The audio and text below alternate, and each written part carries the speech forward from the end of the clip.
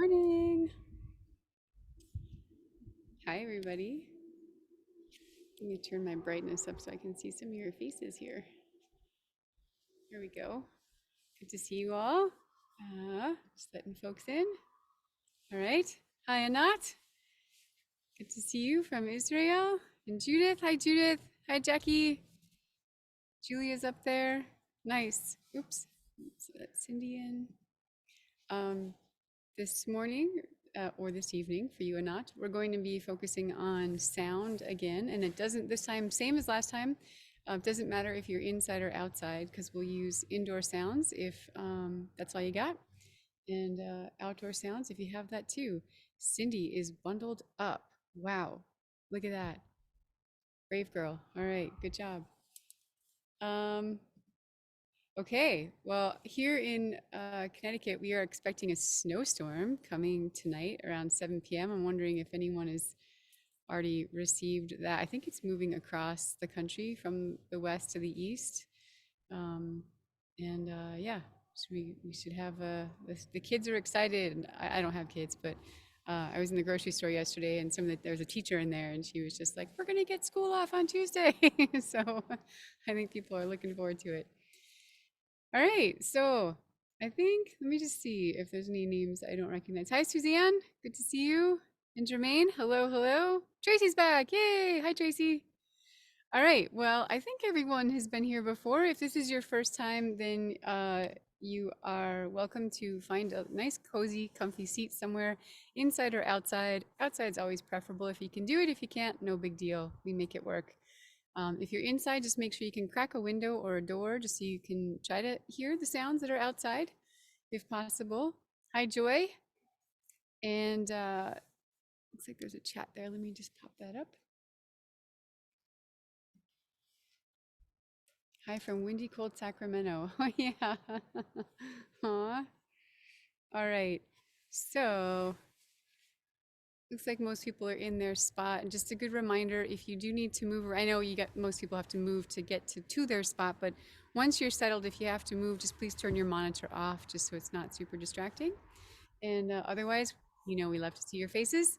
So you can turn them on if you want to. And otherwise, let's get going. So welcome everybody to a beautiful Monday here.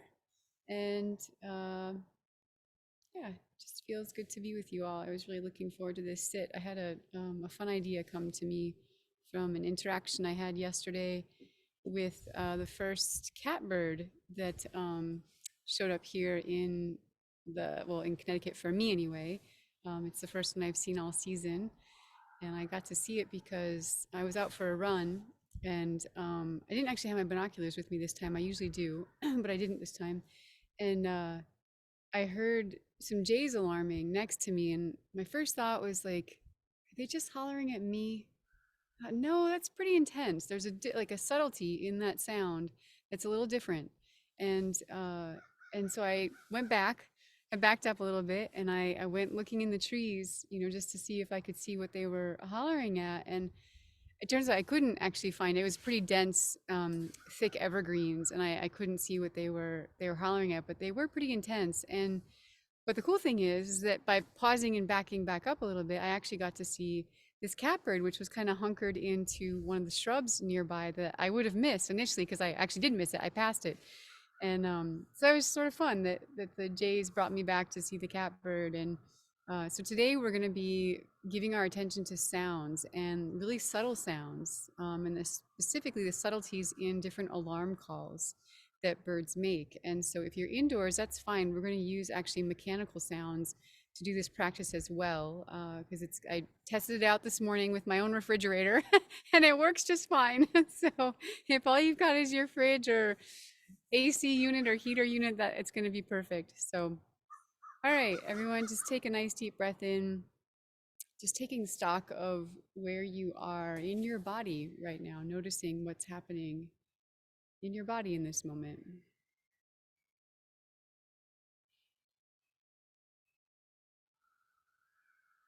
And bring your awareness to something that feels particularly good or just lovely.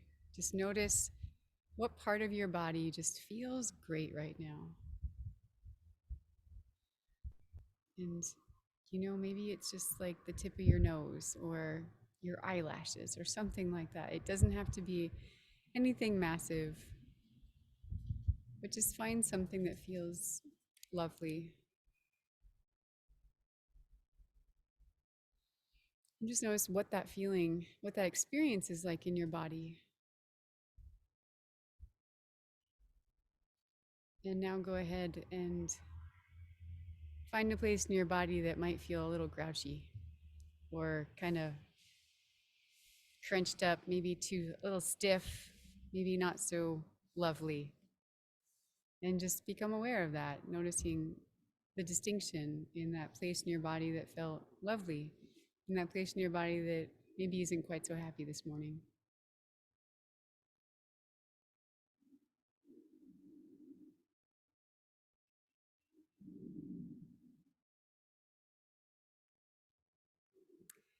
And if you want to, you can share a little bit of that good, lovely feeling with that part of your body that's not feeling quite so good. Just noticing what it might be like to bring some good juju to that portion of your body. Maybe it's simply just bringing your breath to that part of your body that doesn't feel quite all that great.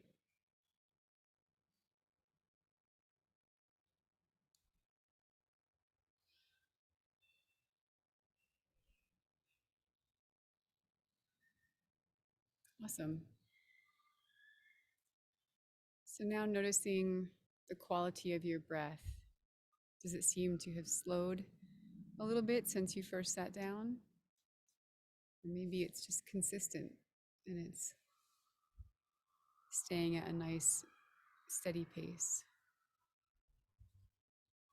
But whatever it is, just become aware of your breath, kind of how deep in your body it goes, how high up in your lungs and your chest your breath goes, maybe even all the way to the top of your head. And then kind of how deep and low on your exhale it goes.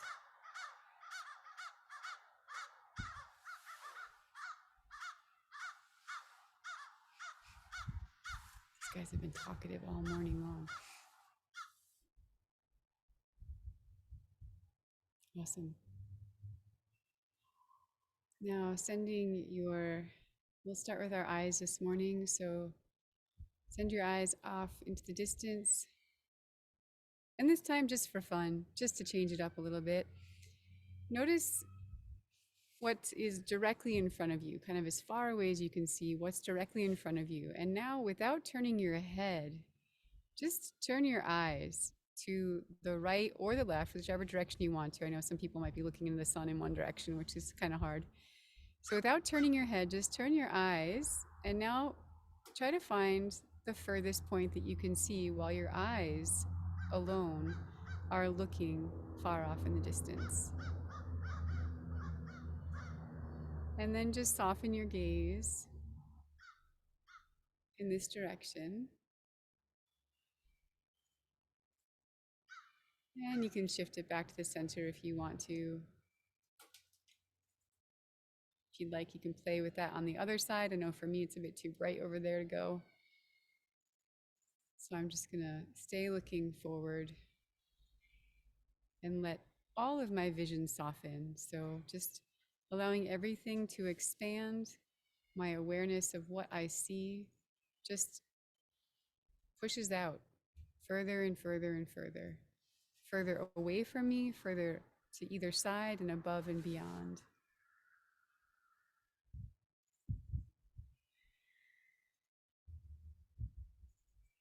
Again, don't forget your breath, just noticing if your breath shifts as your vision expands.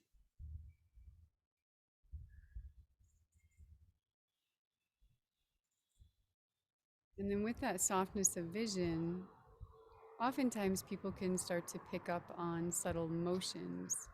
So if that's the case, just becoming aware of what motions are closest to you that you can see now in this softened gaze, and then what motions might be a bit further away.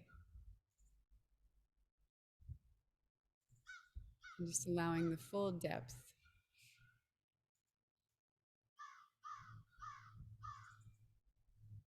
And of course, if there's something particularly interesting, you can allow your gaze to focus on that for a moment, and then you can always just bring it back to that wide angle vision.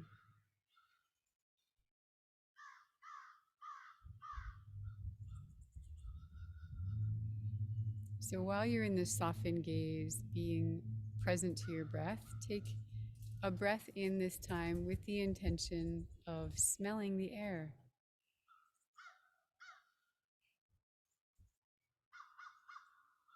And if you can remember what it smelled like the last time we sat, what scents you might have been aware of, is there anything new in the air today?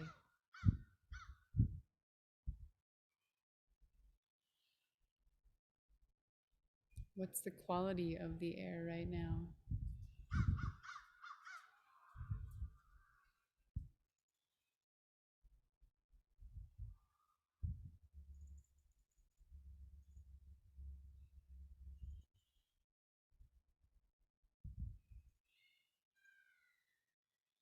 Okay, and now without changing very much, we're going to shift our awareness over to our ears. And first focus on your right ear. So sending, just like we do with our eyes, how we send our gaze as far as we can see, send your awareness of your hearing onto the landscape to the right side of you as far as you can listen. So again, if you're inside, that's just fine. Try to imagine that you can even hear through the walls. And what's the furthest sound that you can hear in this moment?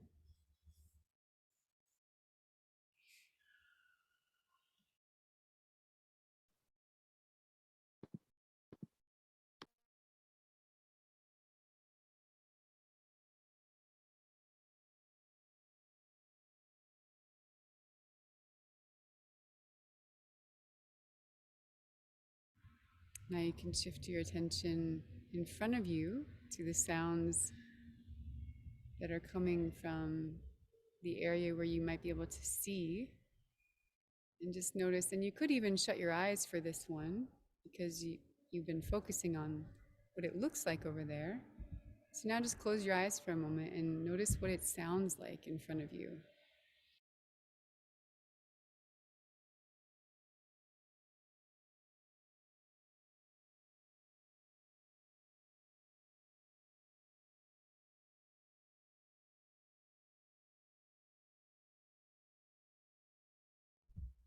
Excellent. You're welcome to keep your eyes closed if you want for the remainder of our listening portion, or you can open them back up again. And now we're going to shift over to our left. So sending your ear, your hearing as far as you can go, possibly over to the left. And what are the different sounds that might be coming from that direction?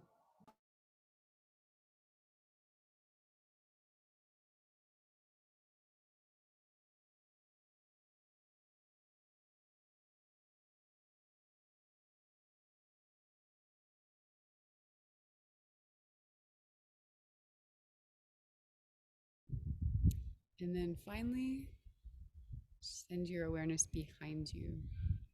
Really stretch it as far as you can go back behind you right now.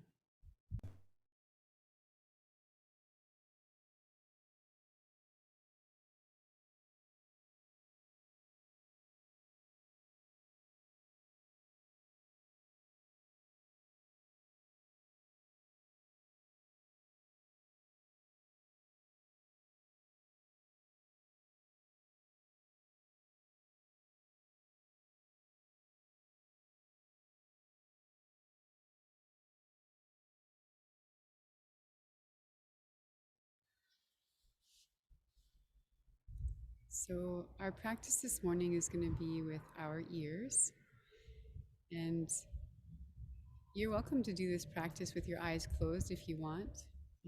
It's not required by any means, just an invitation if you'd like to. And we're going to be listening for subtleties in particular sounds that we hear, because sometimes that can be the difference in an alarm call or a song. There's certain birds that make songs that sing, and they actually sound kind of alarming. And those can be hard to distinguish, but there is a distinction between their songs and their alarm calls. And sometimes it's kind of subtle. And in different countries, for instance, like Israel, where Anat lives, there are a number of birds who have kind of harsh songs. And so it can be hard sometimes to know, is that bird alarming or is it singing? You know, usually, if, like a robin, for instance, it's pretty easy to know if the robin is singing or if it's upset. But other birds, it's not quite so easy. So we're going to practice on just honing that skill a little bit more, being able to perceive the distinction in that. And um, yeah, I'll share a story with you at the end of something that happened with me and my dog years ago. So it doesn't always just have to apply to birds. But for now, we're going to begin by picking up on, and you may already have been doing that with our sort of sound scan around the environment, but what we'll do to start this is to just identify what the baseline sounds are. So the sounds in your environment that are just the ones that kind of are there all the time or are just there today. Like maybe it's a baseline for this moment in time today. So what is the typical kind of just regular sounds that you're hearing right now? So what I want you to do is just start to name them. Kind of do a scan all around your body and far off in the distance if you can. Just slowly start to name them. We'll just take 1 or 2 minutes to do that, and just kind of quietly in your own mind name the sounds. We're just going to put a name to the baseline of what's happening around us.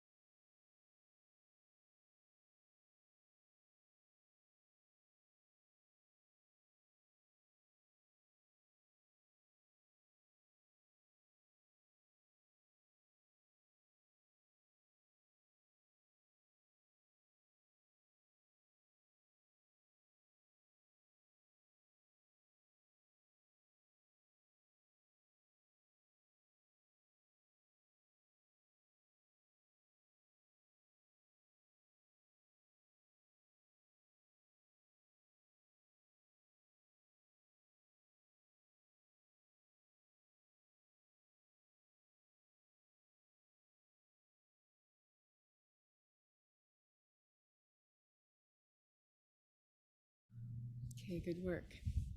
So if you have a bird song or call that you can listen to for this exercise, that's great. Go ahead and focus on that one. We'll do a couple of them throughout the practice, but for now, choose just one song or call. And if you don't have a bird to listen to, maybe you have a dog barking, or maybe you have a refrigerator running, or some other kind of sound that is consistent in your environment right now. And so go ahead and just listen to that sound, and I want you to hear when and or if that sound changes in intensity.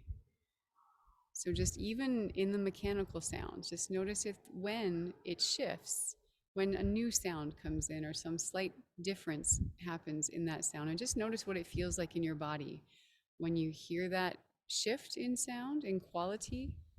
And we'll stay doing this for probably about 4 or 5 minutes.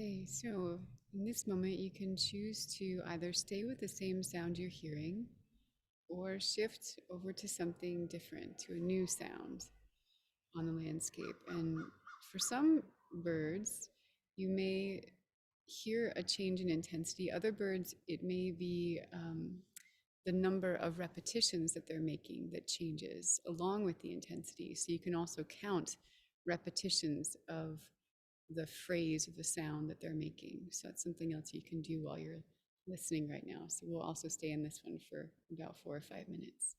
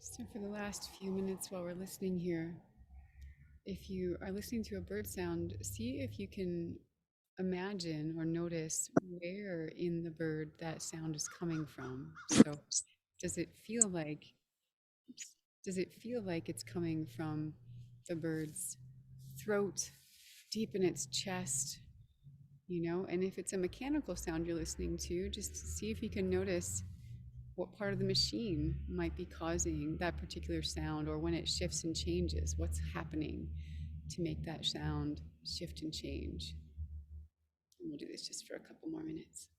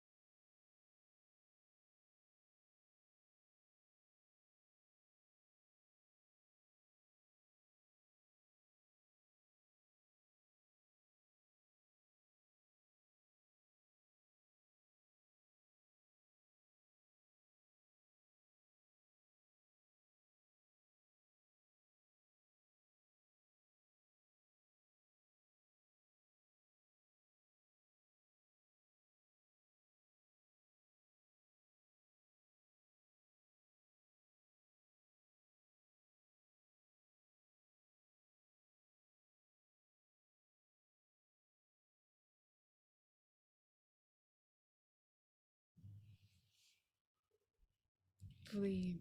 All right. So take the next couple minutes or couple moments, I should say, not minutes, but moments, to offer gratitude to those ones you connected with this morning in whatever way is most inspiring for you. So we'll do that for just a moment and then we'll come back together and chat.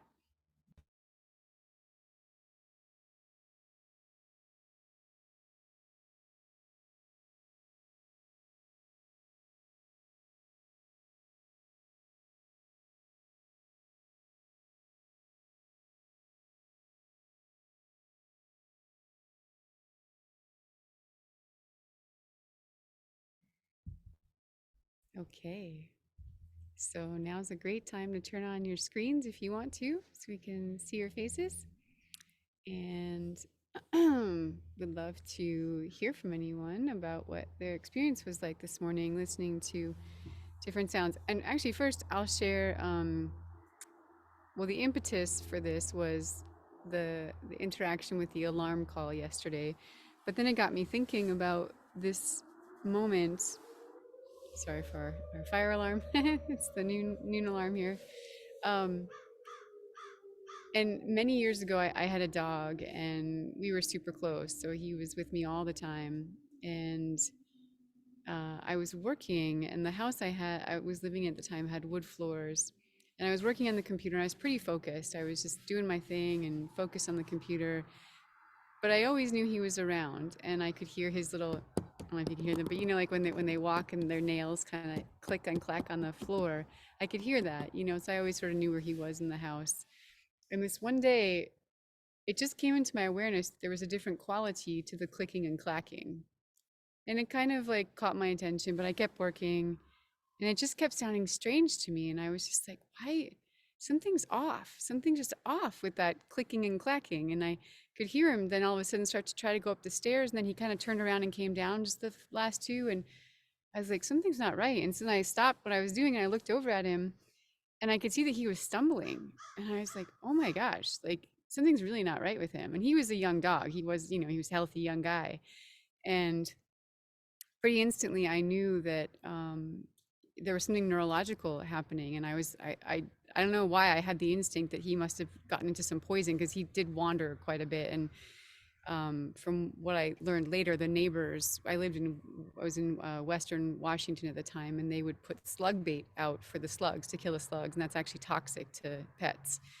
And so I actually always have what do you call activated charcoal when I had animals, and so even for myself too, it's great for soaking up poisons and toxins and things. So I just grabbed some activated charcoal, I shoved it down his throat, and then I got him in the car and started driving to the vet. And by the time I got him to the vet, actually he couldn't walk anymore.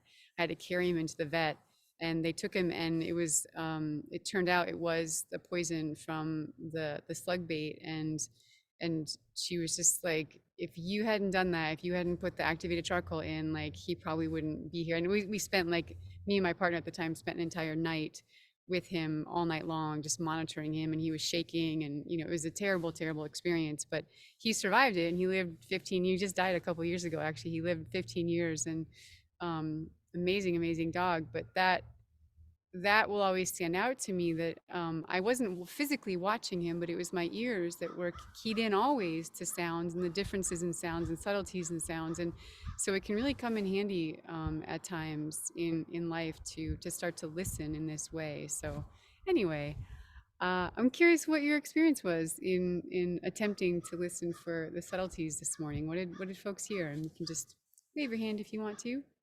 You might have to do a little extra waving because my screen's a little bright today, so I can sort of see everybody.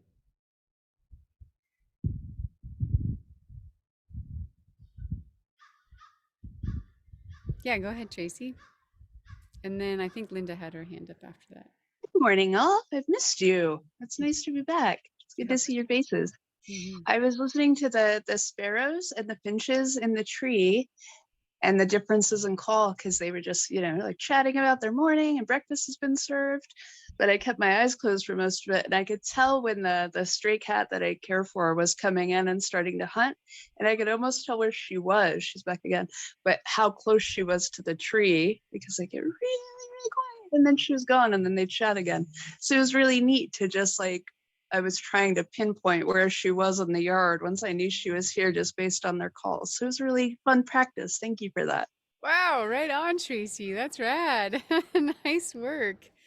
Yeah, yeah, it's amazing what we can start to tap into, when we really start to listen like that. And, I always, sometimes I forget to do this, but I should always put a little warning out there that, you know, it can be quite distracting in life when you really start to tune in many ways. I think in lots of ways in our modern world, we've sort of sub or unconsciously blocked out some of these subtleties because they can start to bring up a lot in us. We start to feel more in life when we really start to listen in this deep way. And but yeah, then it can just make it hard to get any work done because you're picking up on all sorts of stuff throughout the day. But nice work, Tracy. Thanks for sharing that. Yeah. Thanks. Yeah. Go ahead, Linda. Muted. Okay. Well, I had some chickadees and blue jays I was outside. I had to come in because the winds came up and it got really cold. But the chickadee, he or she would start going into his chickadee, and he kept adding a D at the end, and it got louder. I noticed what you mentioned, that sometimes when they add like something to what their call is and it gets more intense, that's what happened. And I was looking around and I couldn't figure out anything. There was a blue jay there and he was doing a call. I mean, most of the time the blue jay calls are always kind of intense, but he was doing a call that was intense that I'd never heard before. And if I hadn't been looking right at him, I wouldn't have known it was a blue jay. It was really unusual, but I did not see anything. I mean, I looked around in the trees, but I didn't look up. There might have been something up, or I didn't see a cat. That doesn't mean that there's a feral cat that cruises through here periodically. So it might have been somewhere the bushes are kind of dense. They're not dense around the bird feeders, but they're dense out in the meadow and everything. So that might have been it. But it was just kind of interesting. I noticed that when the DDDs got added, it got more loud and intense.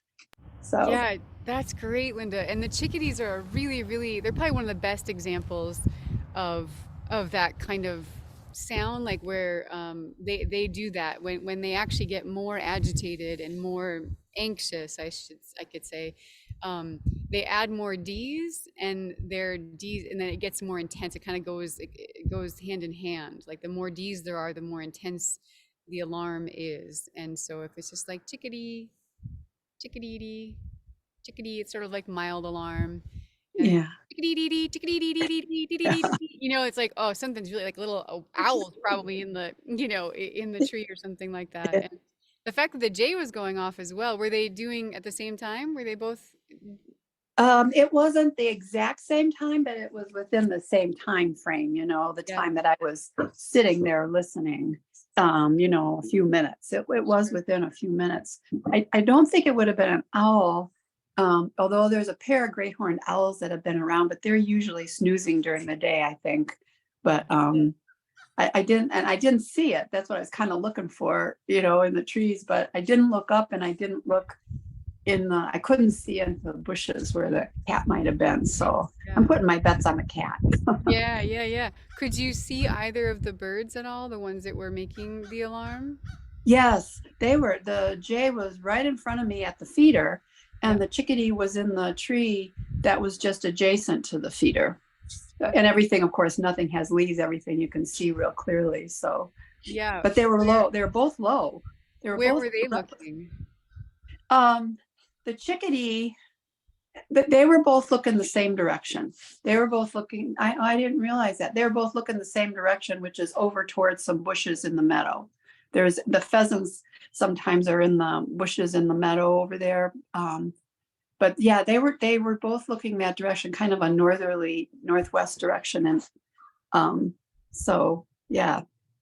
Yeah. Something was there. Something was there. Yeah. And that's something else to just sort of add to our bonnets, is that when you hear an alarm from a bird, I always try to look to see where they're looking because they're looking at what they're alarming at, you know. So just kind of Okay. it helps you to pinpoint. Like if they're looking this direction and down, it's likely something on the ground. If they're looking this direction and you know, for birds, they often like look like that to look up, you know, because their eyes are on the side of their head. Oh, So they're if it's up in the okay. sky, they'll look up. If it's in a tree, it's a little bit different. Like they might be pointing right up at the tree.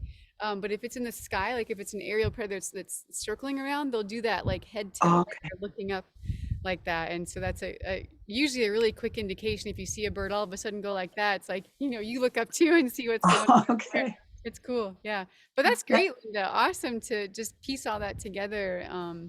Yeah. Thanks for sharing that. you bet. Thank you. Yeah, for sure. Anyone else want to share their experience this morning? It doesn't have to be that you saw or heard an alarm. Yeah, here. Okay, saw Julia's hand first and then Jermaine, please. Hi. Can't see. Uh, there, I think I'm unmuted. I, I'm amazed by the simplest things. I would have thought that I would have noticed this last year in the birdsong course, but there are some birds, like the downy woodpecker, that don't change pitch. It's just, you know, kind of like a metallic rubbing together kind of sound or something. And in contrast with some other birds that changed pitch. And so that was my observation. Right on. Yeah, I love that, and that's important. You know, I think again, it's like all these layers that we get to add, like year after year after year, to our depth of knowledge of all of this, and like that's in a sense that's sort of adding to your baseline knowledge. You know, Yeah. that the woodpeckers don't change in pitch, and then you can add like another layer of knowledge onto that. And so, Mhm. well done. I think that's awesome that you picked up on that. Well, last year I was concentrating on the little melody that different birds would sing, what their little melody was like, and it never dawned on me that some might just keep the same pitch. And I wonder if it's a different way of producing the sound. It could be. I'd never thought about that actually. I love, you know, that's one of the reasons I love teaching that class because I feel like I go deeper every year with it, with the kind of questions that people come up with. And so I'll think about that. I'm Okay, not sure. That's awesome. thanks. Yeah, thanks, Julia.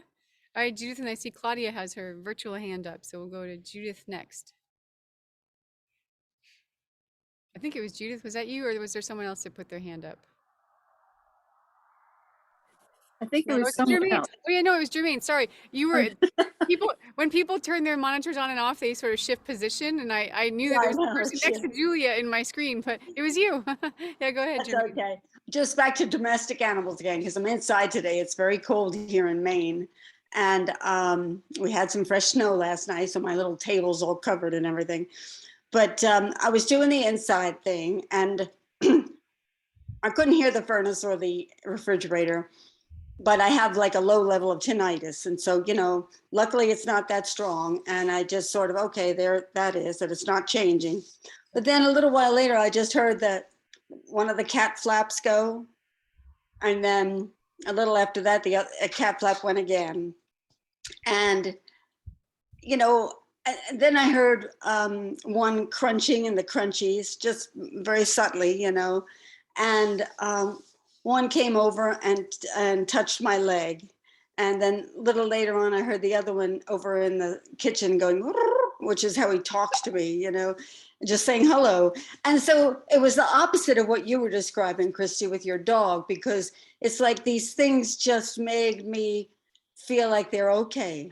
Yeah. They're doing what they always do. Everything's fine with them. And it was like a check-in on the cats by ear to make sure everything was well with them. And there was no abnormal movements like you heard with your dog's leg. So it was kind of comforting. It was comforting. I could And feel it. Even just like hearing your story, it feels like I felt comforted. Just like the yeah, description of the eating and the door open and the, you know, it all just felt like gentle and sort of it's rhythmic. probably these things I hear all the time, but I don't pay any attention to them. I'm just clocking them in and saying, okay, that was normal. Nobody ran through the cat door like 100 miles an hour. You know, everything is within normal limits. I probably do it more often than I know I do it, but I don't consciously know I do it like we did today. So that was kind of fun.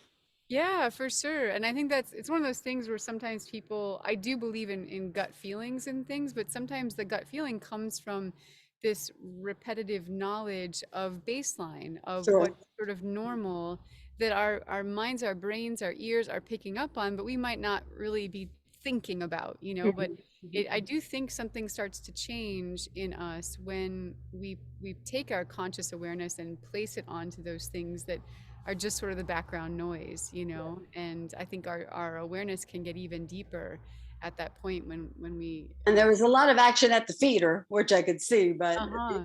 the usual action, I got to go up there and top them off and scrape off the snow and all that stuff. Yeah, But yeah. they're getting it. They're out there. Getting it. Fun. Awesome. That's great. How much snow are you guys expected up there? I don't know, really. It's not today anyway. I think it's tomorrow or something. Yeah. We never get as much as they say because I'm on the coast, you know. Yeah, exactly. But we got plowed out and shoveled out already. Oh, good. Well, thanks, Jermaine, for that. Thank you. Yeah. Claudia, I see your hand is up. Okay, yes. Sorry, I can't get my camera to go on. Yeah, I was sitting at my kitchen table and I had the window open enough so I could hear things, and I wasn't hearing much. And then all of a sudden I heard some geese and I couldn't really see them, but my kitchen table has a glass top on it and I could see the geese reflected in. I thought that's too much white because I thought it was Canada geese. And so I ran out around the other side of the house and sure enough, it was a flock of snow geese. And so I was so excited because we went to the Snow Goose Festival in Delta, Utah, just last Friday, and we saw thousands and thousands of snow geese. It was so fun. And so I was going, oh, wow, they came right over my house. And Wow. then a little bit later, another flight of geese, I heard them coming and I ran out and those were Canada geese. Not as exciting, but I still love seeing them. Yeah, and that's so fun. I love using windows and computer screens and whatever for like the reflections of what's happening in the outdoor world. I always feel like it's a great thing to tap into if you're inside, if you're in a meeting also. It's kind of fun to like use that if you ever have to be in a meeting somewhere that maybe isn't so exciting. You can start looking at like the monitors and the glass like you do with your glass tabletop to see what's reflecting off of that. So that's awesome that you got to see snow geese from the reflection in your kitchen table. Yes, yeah, ran out and got a good view of them going over. Oh, right on. And good job. Again, like those subtle things where you notice that it was too much white. You know, sometimes it's easy to discount those or discredit ourselves and be like, oh, maybe it's too much of a glare. I'm not seeing correctly or whatever. But I'm glad that you followed that and went to verify it, because oftentimes we're right. You know, there's some reason why it's like, that's a little strange, you know? Thanks, Kristi. Yeah, for sure. Thank you. Cool. Anyone else want to share their stories? Yeah, go ahead, Suzanne. Good morning. I have a whole bunch of evening grosbeak that come to my feeders, and they're like 20 to 1 male to female. I almost never see a female. And then, so one of my feeders is hanging from this spruce tree, and everybody's really active today. It's one sunny day between mega storms. And so I started to listen to the grosbeaks, and I'm not very good at this, but their relaxed call is just kind of a chuck, chuck, chuck. Does that seem sort of right? Kristi, I'm asking. Yeah, I'm shaking my head. Sorry. I I'm sorry. So like just a chuck, chuck, chuck. And so there was this one female grosbeak that made her way to the feeder, and the males were all like chuck, chuck, chuck. And then a bunch of Stellar's jays showed up, you know, the bad guys. And they tried to take over the feeder, and suddenly the male grosbeaks were like chuck, chuck, chuck, chuck, chuck, chuck, chuck, chuck, chuck. And they sort of like I don't know if they were protecting her or whatever, but they gave her turn at the feeder. Well, that's what I noticed. Their call changed when the Stellar's jays tried to take over the feeder. Right on. Ooh, that's a good one. Yeah, and you know, how often do you get to see the grosbeaks for? Is it just like temporary right now, or is it pretty much all season or all year? They're resident. They're here all the time. They disappeared temporarily earlier this winter, but they've been here. I have a big flock of them, and they've been here most of the winter. Right. Okay, that's great. And they're here all summer. And pretty soon, later in the summer, I'll see more females and juveniles. You know. Yeah. Well, one thing I was gonna say is that because you're able to tap into them. I mean, not many people get sort of up close and personal experiences with evening grosbeaks, except for you folks there in Colorado. But what you can do is start to listen to them now. It's sort of, this is taking the subtlety conversation to the next level. And that is that now that you've heard that one and you can associate that with the Jays, now start to listen to their calls and really start to kind of like log in your memory what happens when a cat comes by, or what happens when a hawk comes by. Like, well, how do their calls change, and how are they different from, you know, the call that they make for the jay, and like, you know, how many different kind of like tut tut tuts do they make when different predators come by. So yeah, that'll be fun to play with them, just because like I said, not many people get that opportunity. Do they do they have a different call than that? You'll Or is have it to always the I don't know. chick? I don't have that much experience, but based on what you said and based on my experience with most birds, yeah, you know, birds have different calls they make for aerial predators. They have different calls for cats. They have different calls for, or it's a different call, but it's also like how they respond. You know, Mhm. there's like the vocal alarm, but there's also a shape to the alarm. Mhm. That's a whole other kind of conversation, um, but yeah, so I would just say you just have a lovely opportunity to learn from them. And so because not many of us get that kind of prolonged experience with them, so I'd say Oh, keep some good notes on it, because I think cool. you have a lot to share about it and teach Oh, us. I feel lucky. It was the same sound, just louder and faster. And it got the point across because the Jays backed off. Yeah, great. Yeah, evening grosbeaks can be tough cookies, you Yeah, know. yeah. They won't let too many folks bully them. So that's pretty cool. All right, thanks. Yeah, for sure, Suzanne. That was a cute shot of your kitty, Jermaine. Like that. All right, did anyone else want to share their experience at all? Anat, did you have any experience with your refrigerator or any of your indoor sounds? Well, the refrigerator is boring, but I just spent three days in the desert looking after Arabian babblers, and they live in groups, which is it's fascinating all their life. And while we were there, we all of a sudden there was a sort of a barking sort of sound of different birds were making it, and 2 minutes later, there was a complete silence in this part of the where we were, and there was a huge eagle just flying above us. So they actually felt it much before we were able to see it. It was amazing, and the alarm calls, the group that, well, 3 days in the desert is really what we all need, I think. Yeah, yeah. Oh, right on. Yeah. So That, it's a lot of calls, a lot of alarms, a lot of, yeah, there was a nest with 4 little ones, and we saw them. These are birds that are used because there's so much study been done for nearly 50 years on this group. So they literally come to your hand, to be oh, fed. yeah. So they're really lovely, and Oh. it's yeah, so great time. Which eagle was it that you saw? Um, I'm not so sure, so I'm not going to say because I wasn't so sure what it was, but the other people obviously knew what it was. But it was so amazing, and it's probably the first one to cross from the desert up north. I mean, they're just now starting to, maybe the first one to migrate. So it was really Yeah. amazing. And Yeah. what was the bird that you were looking at? I didn't hear that. It's called Arabian babbler. The Arabian babbler. The Wow. Arabian babbler. Yeah, Yeah, they so live in groups. They're fascinating. Thank you. They're really amazing to follow. And we go there every year for 3 days to we know this group, so yeah. yeah, it's really lovely. Yeah. Yeah. So for folks who don't know, I've mentioned it a couple of times, but Anat lives in Israel. So she joins us in the evening time for her. And I'm going to get to see her in just a handful of weeks. So I'm going to be doing a program over in Israel, doing a bird language class there, and I'll be Yeah, heading yeah, over to help teach part of that. So yeah. We're so excited. Yeah. I've been studying my Israeli birds. I'm really excited. I can't wait to meet some of them.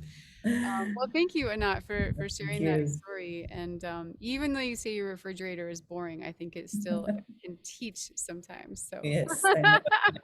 I follow it. Thank you. I bet, I bet. Awesome, thank you. All right, anyone else before we wrap it up want to share their experience? Yeah, go ahead, Julia. The other day, I drove home and I got out of the car and I could hear the birds were just going, just singing like crazy. And so rather than going right in the house, I walked out and I just stayed there for a while and listened. And it's, we've had some south wind, so I think some birds are coming in. And I only did that because of this experience, having a group that shares this interest. I gave myself permission to just be there and stand there and listen for a while. And I thought of you all. I thought, oh yeah. So I really appreciate this opportunity to keep a community going because it does support what I do, in between times. Oh, that makes me happy to hear, Julia, and I think that's really exciting. I hope that folks are able to keep it going, and even though we do this once a No, week, it's easy or not easy, but it's something that you can keep practicing the same. I mean, that would be amazing if folks just took the weekly sort of practice that we do and just do it all week long. Just to imagine what will start to happen for you, if you keep doing this as often as possible. So, I mean, even once a week is great, but I love that you just stayed there and listened, Julia. It's yeah, I think more and more people in the birding world are starting to do. There's different people. There's, I think, a new book out called Slow Birding. There's other people who do, mindful birding, and so it's becoming more and more of a thing. And I'm happy to hear that because for a long time it was really in the birding world, it was really just about checking boxes off, like how many birds can you see, how quick can you see them, and once you got the bird you left. And so but the way I was taught many many years ago was more about sitting still and listening and developing that deep relationship with them. And so um I think it's awesome just that you're inspired to do that, because that's where I think a lot of the learning comes, and that's how we build relationship, with these birds and really get to know them in rich ways. And like I said, I think I've probably told you all this before, but I've had a handful of students over the years who have told me stories about how they were with an expert birder and they knew things about their birds because they were in this environment that they go to on a regular basis, and the expert sort of questioned them, but then it came to light that they were actually right about what they were seeing or hearing, and it was because they spend this quality time listening and sitting and just being still. And so there's so much you can learn by just simply sitting still and listening. So I'm really inspired that you did that, Julia. Yeah, thank you. Yeah, go Tracy. I was just saying the other day when I recognized a bird that was new to me that it feels like a superpower. It's really quite cool, like to be like, I know that. I know who that is when you haven't for your whole life. And to be able to be like, oh yeah, and thank you for you too, because you inspire it. But it is just so super cool to know and to just be able to share that with people. It feels like a superpower and I quite love it. Yeah, I love that image of it being a superpower. High five. That's awesome. Great, everybody. Well, thanks everyone for coming today and for inspiring me in this practice. And enjoy, if you're getting snow, enjoy the snow. And if you're getting sun, I hope you soak it up and keep practicing. And I'm looking for, yeah, and if you ever want to share, I'm really glad that Anat shared a story, and also Julia from other times. So when we're sharing, it's nice to hear about, what happens in the practice for you. I think it's also important to tell your story because it sort of starts to ingrain it more in your body, when you're able to share your experience. And so also, if you have something that happened to you throughout the week and you want to share it, this is a great place to do that. So thanks for sharing your stories and yourselves with me. All right, everybody, have a beautiful week. See you next time. Happy trails. Yeah, you too.